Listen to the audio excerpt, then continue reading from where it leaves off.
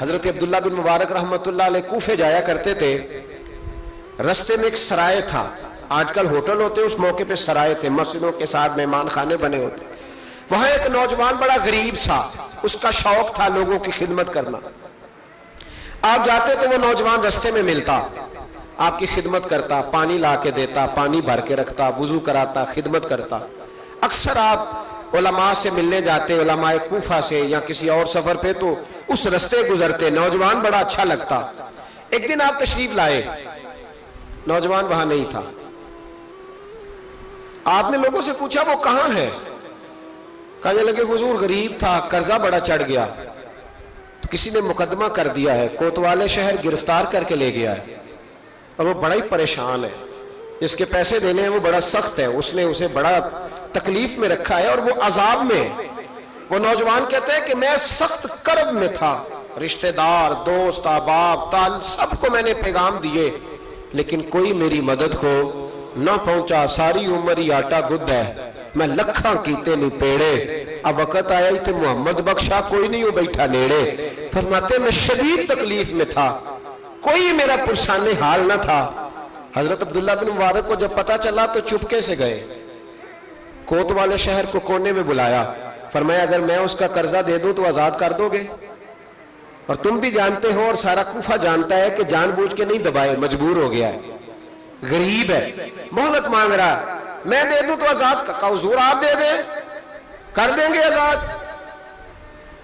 کہتے پیسے دیے اور دے کے کہنے لگے ایک وعدہ کر، میری زندگی میں کسی کو بتائے گا تو نہیں کہ میں نے دیے؟ کوتوال کہنے لگا حضور زمانہ حیا کرتا ہے تو میں بھی کروں گا. نہیں. اب اس میں اختلافی چیزیں بھی اس واقعے میں بزرگوں نے لکھی ہیں. کہتے ہیں بتایا، کسی کو بتاؤ گے تو نہیں؟ کہا جناب نہیں بتاؤں گا. حضرت عبداللہ بن مبارک رحمت اللہ نے پیسے چکائے، خود سفر پہ چلے گئے، کوتوالے شہر میں آزاد کیا. کہا کس نے دیے؟ کہا کوئی نیک تھا جو دے گیا.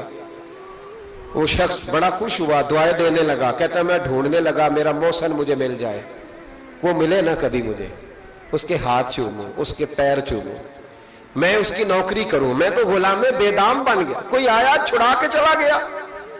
کہتے میں ڈھونڈنے لگا پر وہ ملتا ہی نہیں. بڑا ڈھونڈا، بڑا تلاش کیا.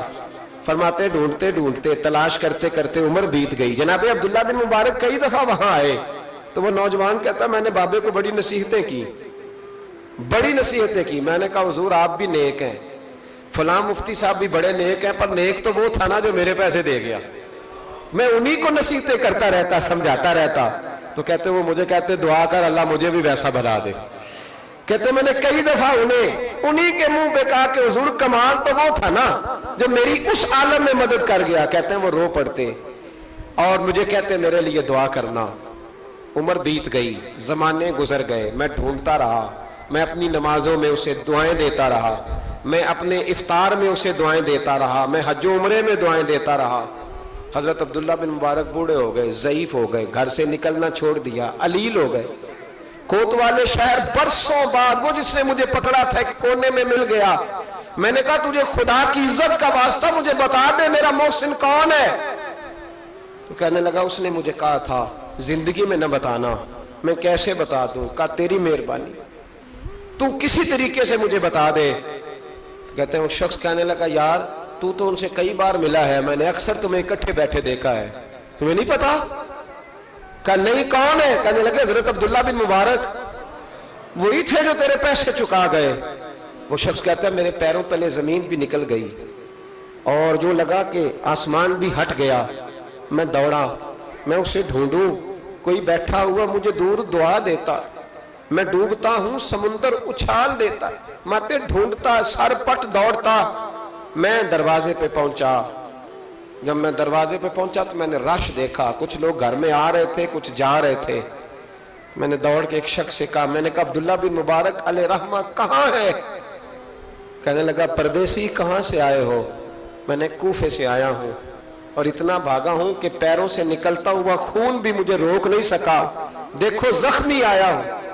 تو کہنے لگے بس تو 3 گھنٹے لیٹ ہوا ہے، بس 3 گھنٹے. آج صبح کی آذان جب پڑھی ہے نا مؤذن نے تو عبداللہ بن مبارک مسجد میں تھے، جماعت ہوئی تو نماز میں تھے. और इशराक हुई तो नवाफिल में थे, और फिर वो घर आए हैं, सर सजदे में रख के कलमा पड़ा है तो रूह परवाज कर गई है। आज ही वो शख्स कहता है मैं दौड़ के गया और मैं कदमों में बैठा, मैं गरीब था, गरीब का बेटा, गरीब का पोता, गरीब का भाई, गरीब था मैंने पैरों में सर रख के कहा बाबा जी मुझे नमाजों का तो नहीं पता, आज कितने आपके मैं नहीं जानता, कितने शागिर्द मुरीद तैयार किए मैं नहीं जानता, और मैं अल्लाह की इज्जत की कसम खा के कहता हूं कि मुझे उम्मीद है जो आपने मेरे साथ किया है ना, मेरा रब सिर्फ उसी की बरकत से आपको जन्नत के आला मर्तबे अता कर देगा। मुझे उम्मीद कामिल है कि उसी की बरकत से अल्लाह जन्नत देगा, पर शर्त यह है कि तेरी नेकी छुपी हुई हो। अगर तूने बता लिया, लोग कहते हैं नेकी करता हूं सामने वाला एहसान नहीं मानता, तो मैं कहता हूं उसके लिए थोड़ी की है, नेकी तो अल्लाह के लिए की, एहसान मनवाने का क्या मतलब है।